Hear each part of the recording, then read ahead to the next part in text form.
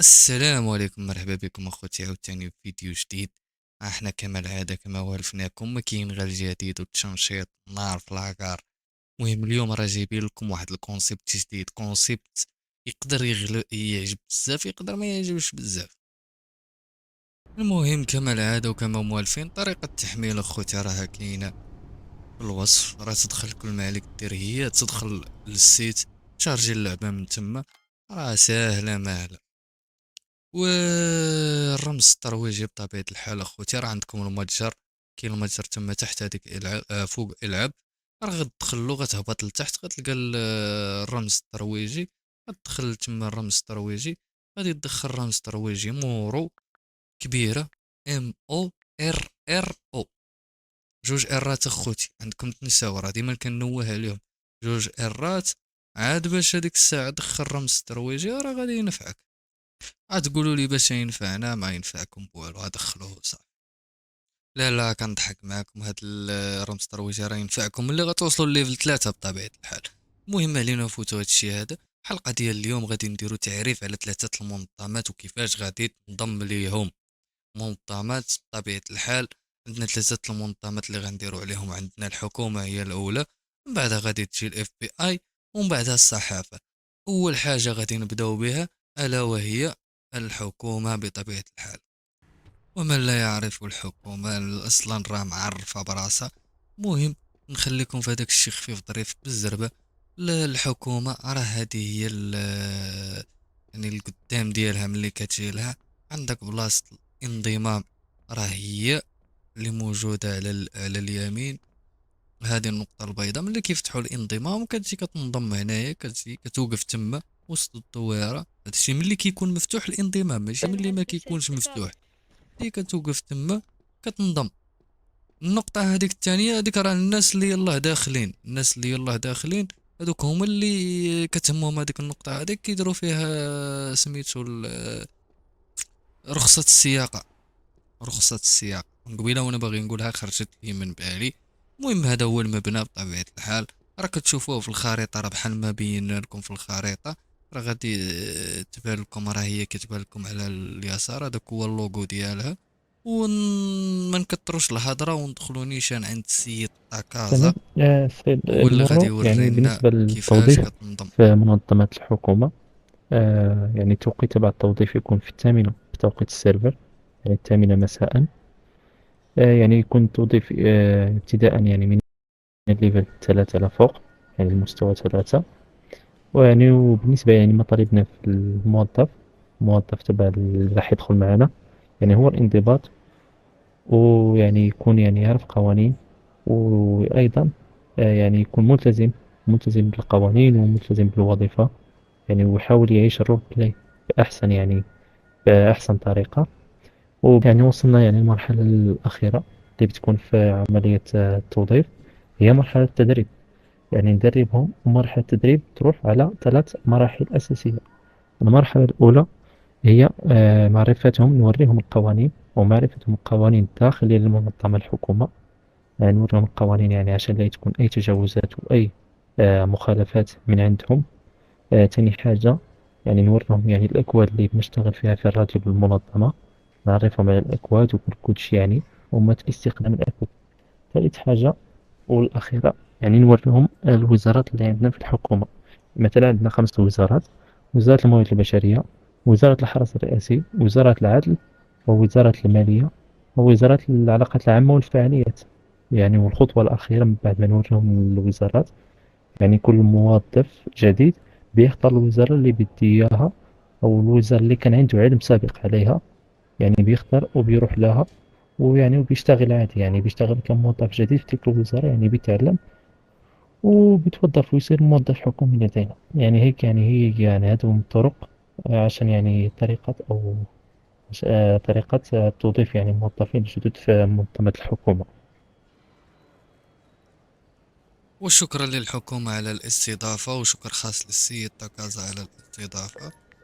ومعلوماتكم راح تفيدنا ان شاء الله. وبشكل سريع نتخطى للاف بي اي، وكما كتشوفوا تفتح الخريطة راه غادي تبان لك الاف بي اي راها كاينة تما.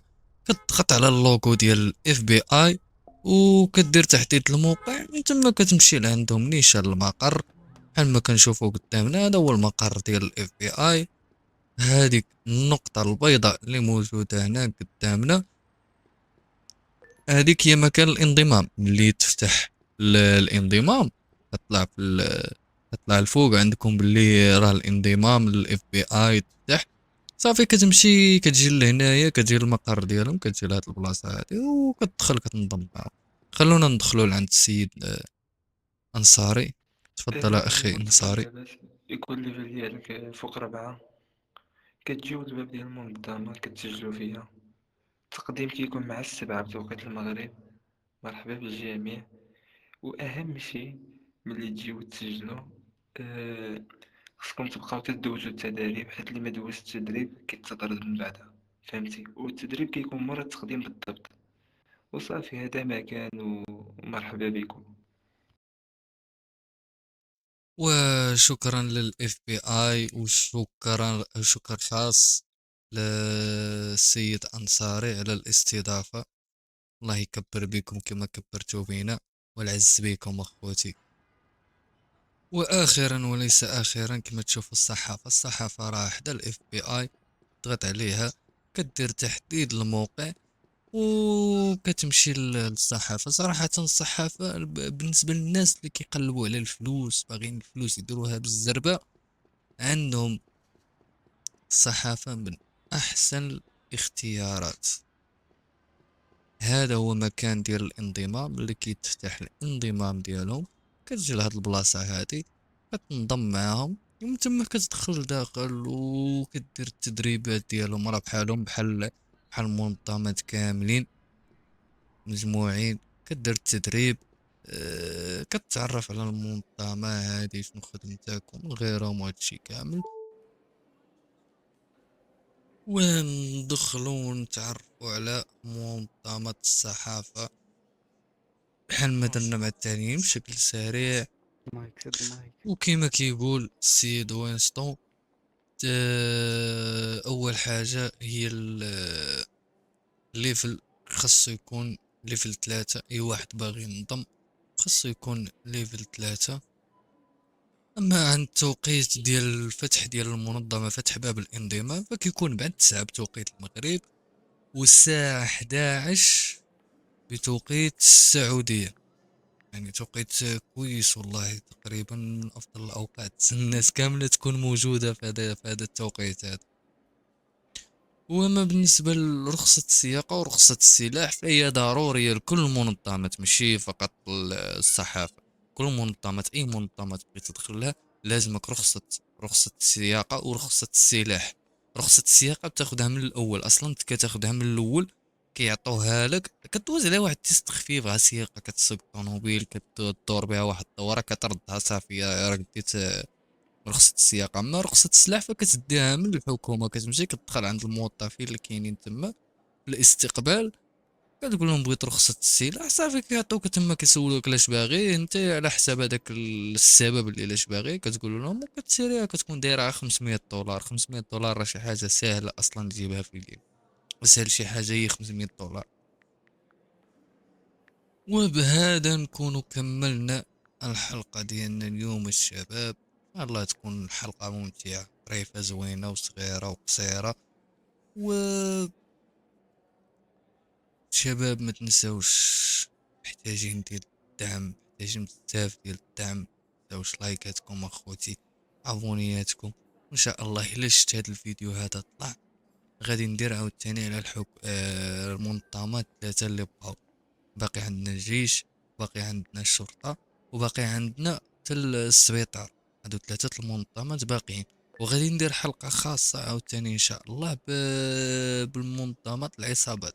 هي هكا غادي ندير بالعصابات خصوصا العصابة الخضراء بما اني انا اصلا القائد ديالها. فلازم خصني ندير عليها حلقة خاصة على داكشي اللي فيها بحالاش نضمو هادشي هذا. ان شاء الله الا كتبها الله. وشكرا جزيلا للصحافة وشكرا للسيد وينستون على الاستضافة. وتحياتي لكل المنظمات الحكومية ونتلاقاو ساعة الخير الشباب. تشاو.